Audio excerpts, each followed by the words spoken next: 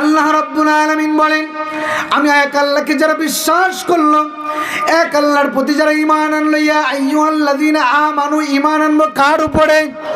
আর একটু জোরে বলুন, কার উপরে? আল্লাহ কয়জন? আরো জোরে বলুন, আল্লাহ কয়জন? কোরআন কয়টা? আরো জোরে, কোরআন কয়টা? আমাদের নবী কয়জন? আমাদের ঈমান 1 নাম্বার না 2 নাম্বার?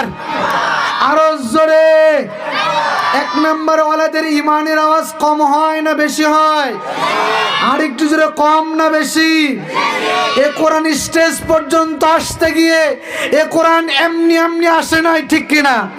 এ কোরআন এই খয়রান ফুটবল মাঠের স্টেজ পর্যন্ত আসতে গিয়ে অসংখ্য সাহাবাদের জীবন দিতে হয়েছে।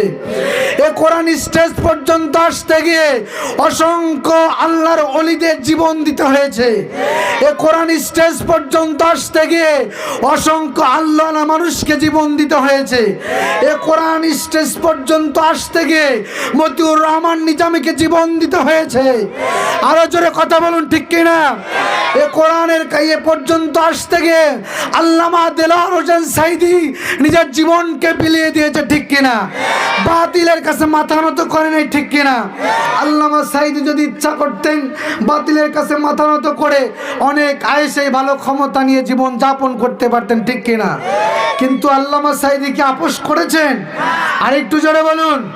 এ কোরআন শেষ পর্যন্ত আসতে গিয়ে আল্লাহর নবীকে রক্ত দিতে হয়েছে, ঠিক কিনা?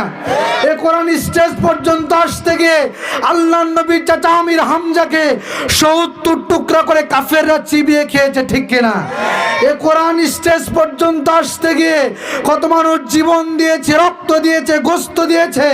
আজকেও যদি জীবন দিতে হয়, রক্ত দিতে হয়, আল্লাহকে সাক্ষী রেখে কোরআন বুকে নিয়ে বলবো, আল্লাহ স্ত্রী বিধবা হবে, সন্তান এতিম হবে, এই জীবন দিব, রক্ত দিব। এ কোরআন যে কোনো মূল্যে বাংলার জমিনে পথ পথ করে কোরআনের পতাকা উড়িয়ে দিন, ঠিক কিনা? রাজি আছেন তো আপনারা? কে কে রাজি আছেন? হাত তুলেন তো। নারে তাকবীর, নারে তাকবীর। আল কোরআনের আলো, আল হাদিসের আলো, সিডি টিভির আলো। এটাই তো অবস্থা। সিডি টিভির বলে এমনিতেই ঘরে জ্বলতেছে, ঠিক কিনা? মা বোনেরা জ্বলাচ্ছে কিনা?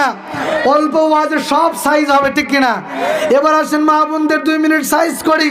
মা বোনেরা টিভি চালাচ্ছে কিনা? আজকে সব কিছু ছেড়ে দিয়ে মা বোনেরা টিভির পিছনে, ঠিক কিনা? এখান থেকে আমাদের